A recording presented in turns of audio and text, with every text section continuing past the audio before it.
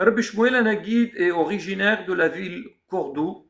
Quand les Juifs ils étaient renvoyés de cette ville, il est parti à Malaga. À cette époque, Rabbi Shmuel Hanagid, il était très connu même chez les non-juifs, surtout avec les écrits qu'il avait écrits. Le conseiller du roi, il a vu sa grande intelligence et sa grandeur dans tout ce qu'il a fait.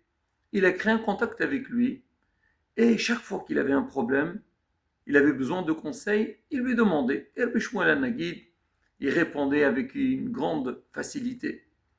Et grâce à lui, donc chaque fois que le roi il avait besoin d'un conseil ou il avait un problème, il lui donnait des solutions. Un jour, le roi il a vu que son conseiller, il était tombé malade et il allait quitter le monde. Il est parti le voir. Il lui a dit, dis-moi, comment je vais faire? C'est grâce à toi que j'arrive à gérer tous mes problèmes. Tu vas partir. Comment je vais faire? Il lui a dit, ne vous inquiétez pas, monsieur le roi. Ben sachez que tous les conseils que je vous donnais venaient de la part de Rabbi Shmuel Hanagid. Faites sa connaissance, vous allez voir. Effectivement, le roi il a appelé, il a commencé à discuter avec lui, il a vu en lui quelqu'un, un géant, quelqu'un de très intelligent, et vraiment il était pratiquement tout le temps avec lui. Des fois, ça lui arrivait de sortir en ville et se promener devant tout le monde. Il y avait un des ministres qui avait la haine contre Rabbi Shmuel Hanagid. Chaque fois qu'il le voyait devant le roi, il commençait à l'insulter, parler du mal sur lui.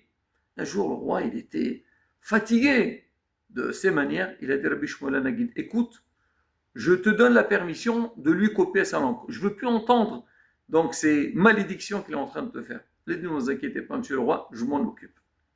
Rabbi Shmuel Hanagid, le lendemain, il appelle ce ministre et commence un petit peu à discuter avec lui. Il lui a donné des cadeaux, il lui a fait de la morale, jusqu'à que l'autre, il a compris donc la gravité de ce qu'il faisait et de la grandeur de Rabbi Shmuel Hanagid. Et là, il est devenu un grand ami, Rabbi Shmuel Hanagid. Quelques jours plus tard, le roi est passé encore une fois, il se promenait avec Rabbi Shmuel Hanagid et il voyait ce ministre. Il est venu vers Rabbi Shmuel Hanagid, il a commencé à le bénir, il a salué. Le roi, il s'est énervé, il a dit, je t'ai pas dit de lui couper sa langue. Il a dit, ben, monsieur le roi, c'est ce que j'ai fait. Il dit, comment, regarde comment il parle encore. Il a dit, monsieur le roi, justement, je lui ai coupé la mauvaise langue qu'il avait. Mais maintenant, vous voyez, il dit des belles paroles. Au lieu de faire des malédictions, il fait des bénédictions. Et ça, c'est plus beau que lui couper sa langue. Alors, on dit que dans les parachutes qu'on lit, on voit beaucoup des épreuves qu'Hachim a fait à Avraham Avinu. On dit, pourquoi il a besoin de lui faire tout ça?